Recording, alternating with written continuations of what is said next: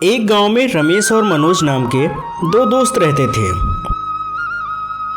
दोनों ही खेती बाड़ी करके अपना गुजारा करते थे। एक दिन रमेश ने मनोज से कहा, अरे भाई मनोज, हमारी फसलें तो तैयार हो गई हैं, बस कोई अच्छा सा व्यापारी आके हमारी फसलों को अच्छे दामों में खरीद ले तो बढ़िया रहेगा। हाँ हाँ, तुम सही कह रहे हो। मेरी फसलों को देखो, तुमसे कितनी बढ़िया हैं और मेरी फसलें बहुत ही अच्छे दामों में बिकेंगी। हाँ हाँ, मुझे पता है, लेकिन तुमने जो किया है वह ठीक नहीं किया। तुम्हें ऐसा नहीं करना चाहिए था। तुम मुझे मत बताओ मुझे क्या करना चाहिए और क्या नहीं करना चाहिए, बस तुम अपने काम से काम रखो। तभी वहाँ पर थोड़ी ही देर में एक व्यापारी आ जाता है। अरे तुम लोगों की फसलें तैयार हो गई हैं, चलो चलो अपनी अपनी फसलों का सैंपल ला करके मुझे दिखाओ। फिर रमेश और मनोज अपने अपने खेतों में जाते हैं और वहाँ से कुछ फसलें तोड़ कर लाते हैं। अरे रमेश, ये क्या, तुम्हारी फसलें तो बहुत ही छोटी और ये इतनी बेकार सी क्यों दिख रही हैं? और मनोज, तुम्हारी फसलें तो बहुत ही बढ़िया दिख रही हैं। आखिर क्या किया है तुमने? बस कुछ नहीं, ये सब मेरी मेहनत का ही नतीजा है। अच्छा अच्छा, ठीक है, एक काम करो, इस हफ्ते का सभी ऑर्डर तुम ही ले लो। और हाँ, जल्दी से जल्दी और भी फसलें तैयार करो, मैं कल भी गाड़ी लेकर के आऊँगा। ऐसा कहकर वह व्यापारी फिर वहाँ से चला जाता है।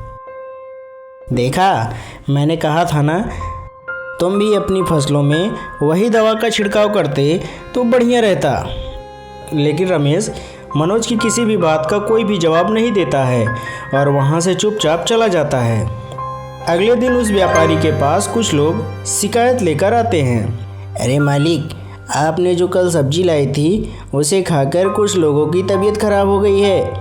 लोगों का कहना है कि वह सारी सब्जियां जहरीली हैं, जिसे खाकर लोग बीमार पड़ गए हैं। ऐसी बातें सुनकर व्यापारी की समझ में नहीं आता कि आखिर वह क्या करे। ठीक है, कल मैं जाऊंगा और मनोज से बात करूंगा और मैं उससे पूछूंगा कि आखिर उसने अपनी सब्जियों में क्या मिलाया था।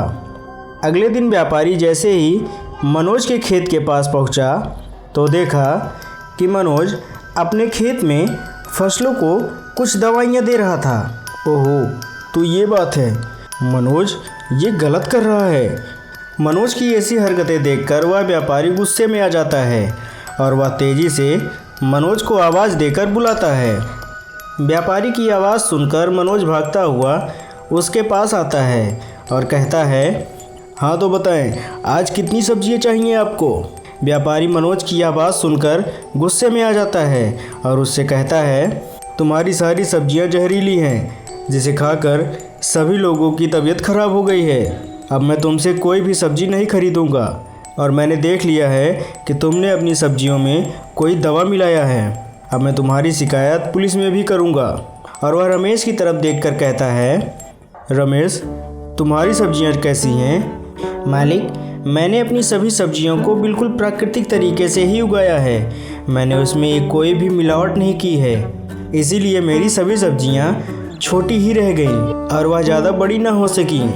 अरे कोई बात नहीं, ज़्यादा लालच के चक्कर में आदमी हमेशा बुरा ही काम करता है और वह खुद एक दिन फंस जाता है।